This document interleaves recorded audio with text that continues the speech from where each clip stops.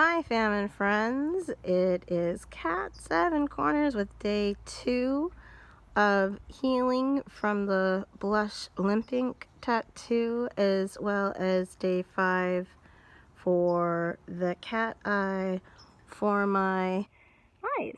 So one thing that is really great about having had this done is I actually had a day today where I was suffering a lot of migraines.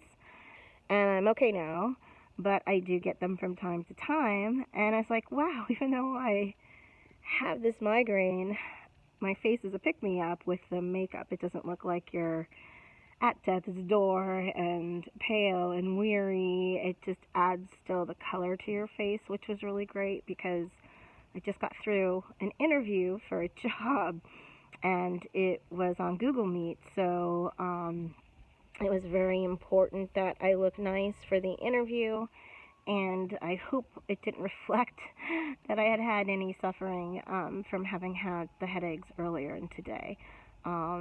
So that's another positive of getting the permanent makeup done, is even if you're feeling under the weather, if you're feeling ill, it's good for the own emotional spirit of somebody to be like, well, I might feel terrible, but you can look in the mirror and realize, oh, there's still life and vividness and vitality in your face. So, so today's healing, the eyes are easy to heal, is my experience. Like, there's been no need to worry about the flaking or treatment remedies. I do put a CBD ointment cream on it. I did my own research. It wasn't something I was given for the eyes, but I put a thin layer for initial swelling to go down and to help the healing. I researched, can CBD be used on tattoos? I haven't done the CBD for my lips yet because she gave me an ointment for my lips. I won't do petroleum jelly. I won't do Vaseline. I believe that's not healthy for the human body, but she gave me an organic ointment, and I will write in the description box what that ointment is. I'm not selling it. I don't get money from it, but boy, it works. And I'm not wearing it right now because I wanted you guys to see the raw effect that they are dry, and there is a little bit of flakiness going on. The color right now is holding. It's supposed to fade in a couple days. My eyes never faded. It's interesting because the eyebrows, the eyeliner, and the lips all have different types of healing. And I am thinking, from how I'm going through this, for me, the lips were the most painful. The eyes had a little bit of pain too, and the eyebrows, I had them done a second time recently. And so I had them done about 4 years ago, and then they needed to be redone. My first time hurt tremendously. I was new to it. The lady went way too far down. And this time, the brows, man, it was like nothing. It didn't hurt at all. The lady did it right. And I will have one more touch-up session for the brows. It'll be my second touch-up because I do want a little bit more lines in here. The eyes, like I said, it was painful at certain parts. It will wear off. But the upper lip for me, and it just, even with the numbing cream, it for me, and I'm someone where numbing cream, anesthesia, like lidocaine, or in the dental office they use, I always let them know it's going to wear off, and I'm going to be more just preparing you because that's how my body reacts to it. The bottom lip didn't hurt as much. I didn't need as much numbing cream. But the top, and she, they didn't want to keep putting numbing cream. She didn't want to keep putting it on. I guess it can lead to bruising if you have too much and do it, and discoloration.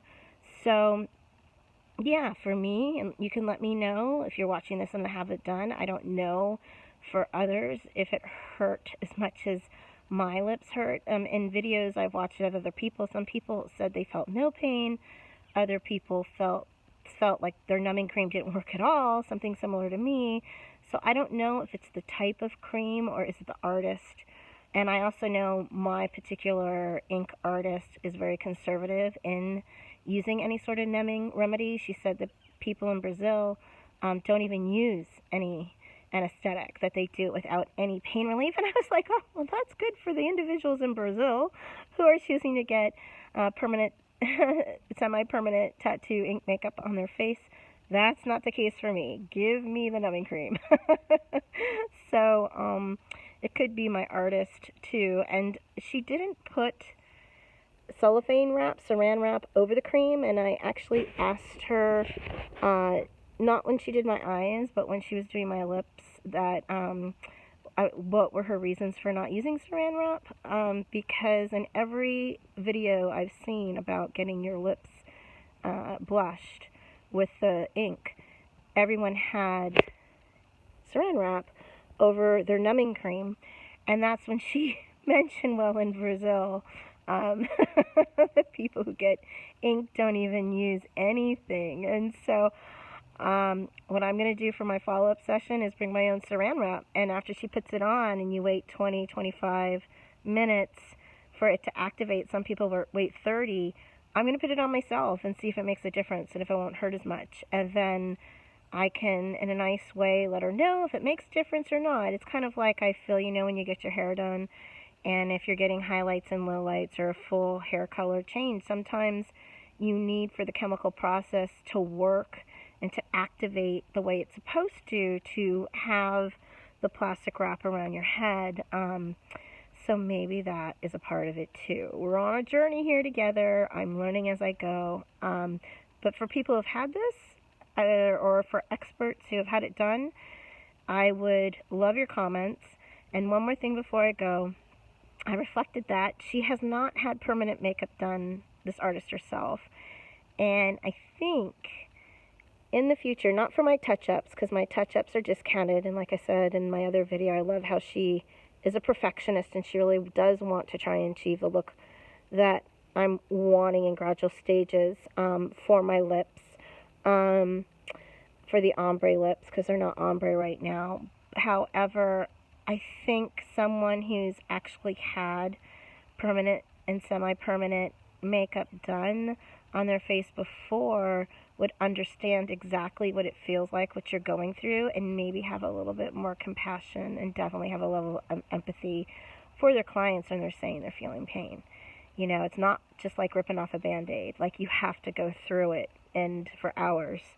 So, yeah, for me, there was definite pain, and I would think the upper lips were the hardest ones for the pain. Even though my lower lips were dry during the procedure, the upper ones up here is where I felt the most pain, and it went up into my face here.